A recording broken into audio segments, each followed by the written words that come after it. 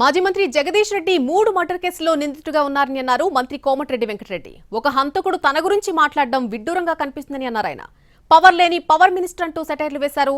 తాను తెలంగాణ కోసం మంత్రి పదవిని త్యాగం చేశానని గుర్తు చేశారు కోమటిరెడ్డి వెంకటరెడ్డి.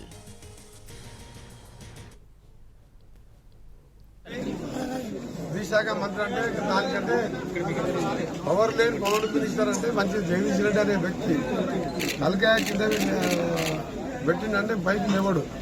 ఎవరైనా నమస్కారం పెడితే సొంత పార్టీ నాయకులు, ఎమ్మెల్యేలు, ఆఫీసర్లు ప్రతి నమస్కారం పెట్టే సంస్కారం లేని అవినీతి పరుడు 3 మర్డర్ కేసులు ముద్దాయిగా 16 సంవత్సరాలు చిన్నపడిన వ్యక్తి ఇవాళ నా మీద కామెంట్ చేసి హైదరాబాద్లో ప్రెస్ మీట్ పెట్టి మాట్లాడడం, నిజంగా అంతా కూడా నా మీద మాట్లాడడం, తెలంగాణ కోసం మంత్రి పదవి వదిలిపెట్టి త్యాగాలే పునాదిగా పోరాటమే ఫలితంగా ఆయన నమ్ము ఈరోజు ఆయన నా మీద మాట్లాడడం నిజంగా నేను తీవ్రంగా ఖండిస్తూ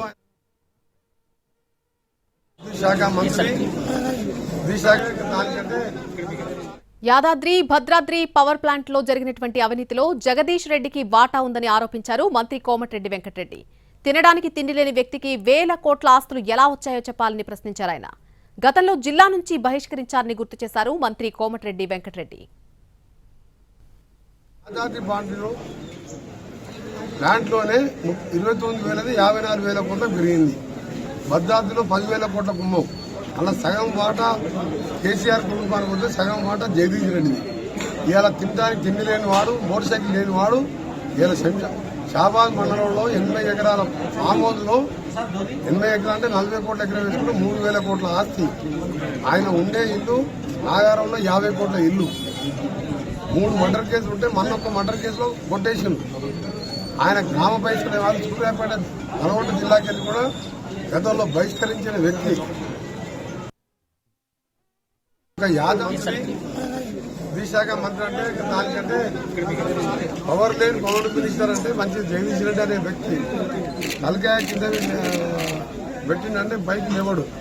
ఎవరైనా నమస్కారం పెడితే సొంత పార్టీ నాయకులు, ఎమ్మెల్యేలు, ఆఫీసర్లు ప్రతి నమస్కారం పెట్టే సంస్కారం లేని అవినీతి పరుడు 3 మర్డర్ కేసులు ముద్దాయిగా 16 సంవత్సరాలు చిన్నపడిన వ్యక్తి ఇవాళ నా మీద కామెంట్ చేసి హైదరాబాద్లో ప్రెస్ మీట్ పెట్టి మాట్లాడడం, నిజంగా అంతా కూడా నా మీద మాట్లాడడం, తెలంగాణ కోసం మంత్రి పదవి వదిలిపెట్టి త్యాగాలే పునాదిగా పోరాటమే ఆయన నమ్ము ఈరోజు ఆయన నా మీద మాట్లాడడం నిజంగా నేను